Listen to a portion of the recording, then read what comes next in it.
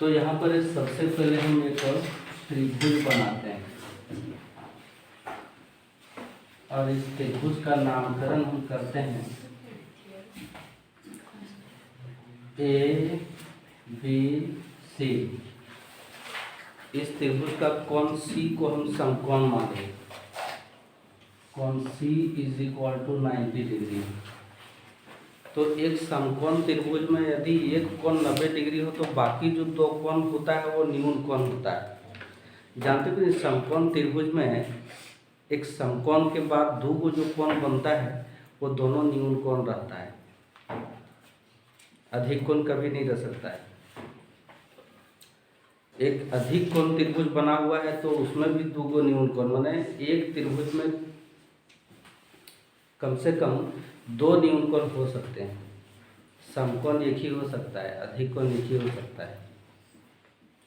ठीक है, तो इसमें ये दो न्यून कोण हैं, कोण A और कोण B न्यून कोण है। ठीक है, और कंडीशन दिया हुआ है कि cos A = cos B, ये दोनों बराबर दिया हुआ है। दर्शाने के लिए कहता है इस प्रकार कोण A = कोण B होगा। सो देखो हम लोग पढ़े हैं कि किसी त्रिभुज में समान भुजाओं के सम्मुख कोण समान होते हैं, पढ़े हैं 9वीं क्लास में, और इसको सिद्ध भी किए हैं, कि नहीं। तो cos A = B/h होता है, cos B = B/h होता है। अब सवाल है कि cos ये माने ये वाला कोण के लिए B कौन सा हो जाएगा, AC हो जाएगा, और H जो हो जाएगा वो ये भी हो जाएगा। सही है ना। अब cos B, इस कोण के लिए B कौन सा हो जाएगा, BC, और फिर ये भी हो जाएगा। तो इस तरीके से ये दोनों कटा, ये भी तो बचा क्या, AC = BC। अब इस त्रिभुज में देखो AC और BC दोनों बराबर है, AC और BC अब दोनों बराबर हो गए। तो इस त्रिभुज में बराबर भुजाओं के सम्मुख कोण बराबर हो गए, इसलिए इसके सामने का भुजा कोण B और इसके सामने का भुजा का जो कोण C, ये दोनों जो है वो आपस में बराबर होगा। बस यही प्रूव करना था हमको इसमें। ठीक है, हाँ एंगल ये होगा, BC के सामने का एंगल A होगा। तो ये = B एंगल आ गया ना। देखो इसमें सबसे पहले जो है ना कहता है ABC एक समकोण त्रिभुज है, हम इधर बनाते हैं।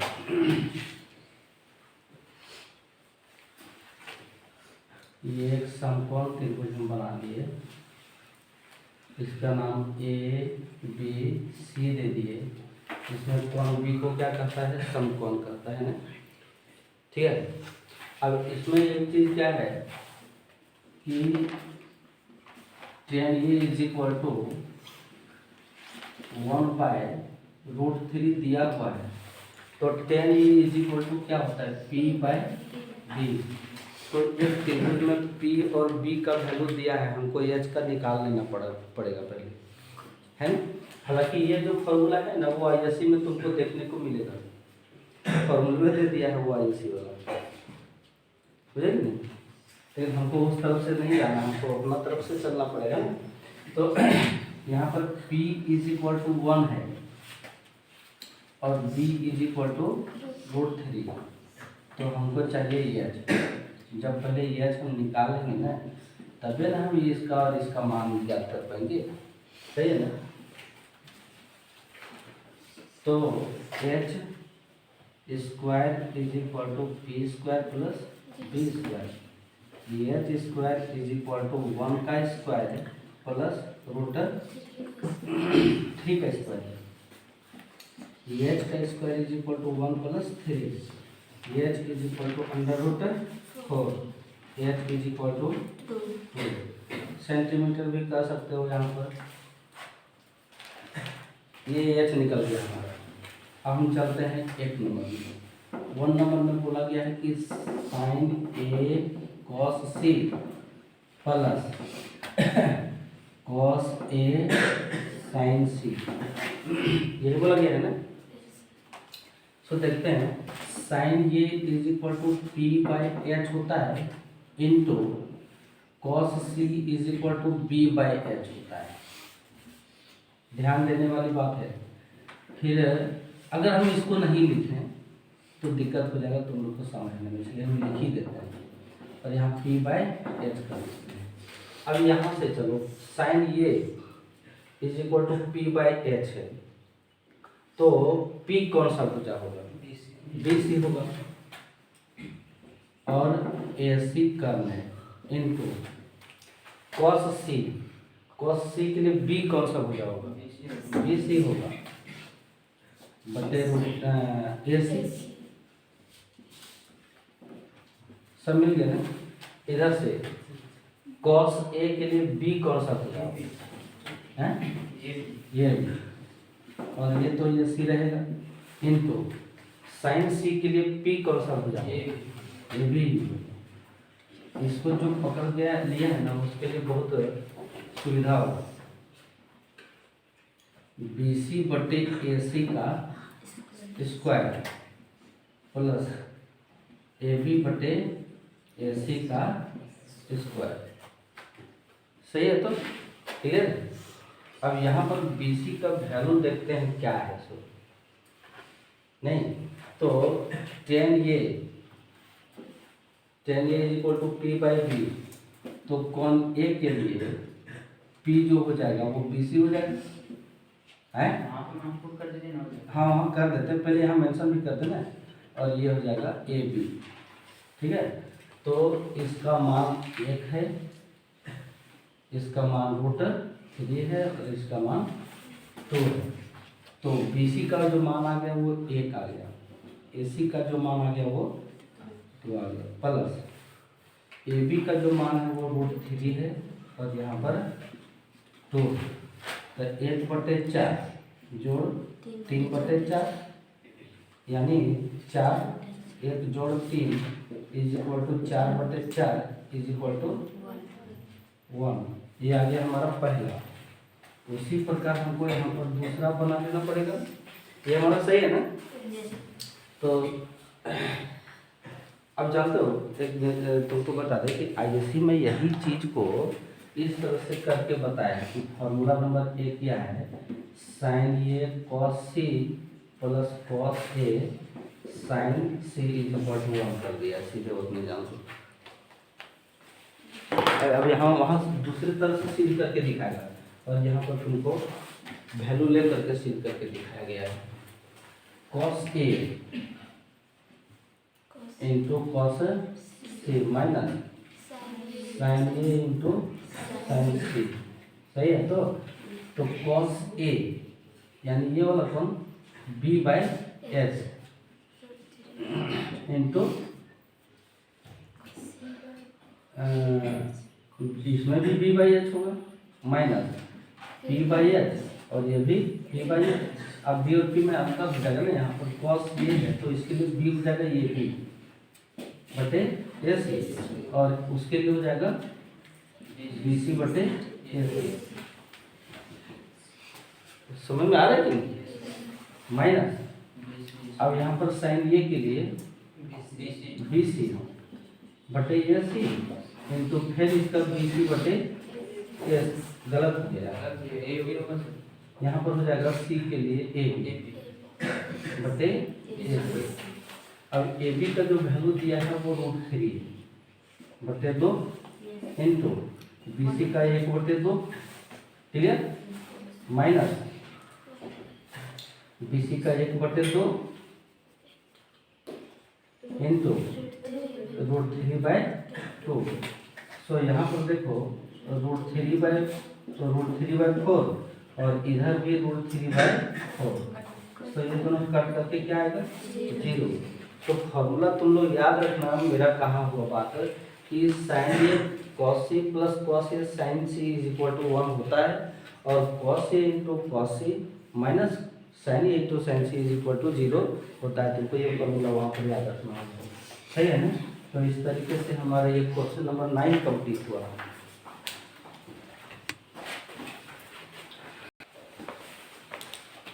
10 नंबर में दिया हुआ है पी क्यू आर एक समकोण त्रिभुज, पी क्यू आर समकोण त्रिभुज बना दिए। फिर बोला गया उस त्रिभुज में कोण क्यू जो है वो 90 डिग्री है, तो कोण क्यू को हम यहाँ 90 डिग्री दिखा दीजिए, ठीक है। एक कंडीशन है P R plus Q R, P R plus Q R, P R देखो कहाँ, Q R, P R plus Q R is equal to दिया हुआ है 5 सेंटीमीटर, और पी क्यू दिया हुआ है ये 5 सेंटीमीटर, ठीक है। तो इन दोनों भुजाओं का योग दिया हुआ है यहाँ पर 25 सेंटीमीटर। हमको सभी भुजा का अलग अलग मान चाहिए, केवल एक भुजा का मान अलग दिया हुआ है पी क्यू नहीं, हमको पी आर का भी मान चाहिए और क्यू आर का भी मान चाहिए, तभी हम इस पर जा सकते हैं, ठीक है ना। तो देखो सॉल्यूशन करते हैं, और P R plus Q R is equal to 25 लिखे, ये तो तुम्हारा दिया हुआ है, सही है ना। अब ऐसा करते हैं कि क्यू आर को यही रखते हैं, तो 25 माइनस पी आर हो जाएगा। अब यहाँ पर पी आर रखोगे तो इधर 25 माइनस क्यू आर हो जाएगा, कोई दिक्कत नहीं, ऐसा भी हो जाएगा। कोई एक भुजा को यहाँ रखो, बाकी को उधर ले जाएंगे, सही है। इतना करने के बाद अब हम लोग चलते हैं पाइथागोरस से। पाइथागोरस से तो क्या है कि P R square is equal to Q R square plus P Q square होता है कि नहीं। पी आर को पी आर ही रखते हैं, ठीक है। और क्यू आर की जगह पर क्या हो गया 25 माइनस पी आर का स्क्वायर, और इधर पी क्यू जो है वो 5 सही है। तो P R square is equal to A minus B का होल स्क्वायर, इसको तोड़ेंगे तो ये स्क्वायर मैंने 625 है minus 50 P R plus P R square plus 25, ये और ये कैंसिल होगा या नहीं होगा, सही है। तो इसको इधर ले आओ, 50 पी आर हो जाएगा, इधर प्लस में, इधर माइनस में है ना, तो इधर 50 प्लस में हो जाएगा। 625 और 25 650, ठीक है। ये जीरो कैंसिल 13, तो पी आर का वैल्यू आ गया 13 सी एम, पी आर जो आ गया वो 13 सी एम, इसका मिलाकर के होता है 25 सी एम, सही है। तो ध्यान दो ना, क्यू आर हमको चाहिए, Q R is equal to 25 minus P R हम यहाँ लिखे हुए हैं ना, हैं, तो पी आर 13 है, तो Q R is equal to 25 minus 13, तो Q R is equal to 12 C M. अब सवाल जरा देख लो, यहाँ तक तो हमारा सही है ना, प्रॉब्लम किसी को है क्या, पूछोगे। अब चलते हैं हम लोग वैल्यू निकालने के लिए। पहला है कि sine P is equal to P by H होता है ना, तो इस कोण के लिए पी क्यू आर राइट, और एच पी आर नहीं, तो क्यू आर 12 और ये 13, 2 नंबर में क्या समझ में आ रही थी। हाँ, अब cos p is equal to B by H होता है, तो p कोण के लिए b हो जाएगा p है, और ये पी आर का पी आर ही रहेगा, तो पी क्यू का वैल्यू 5/13। इजी नहीं हो रहा है क्या, बहुत इजी है, ठीक है। हाँ, P बटे B, तो P हो जाएगा तुम्हारा QR और PQ, ये Q कितना लिखी है, इतना इजी है कि हमको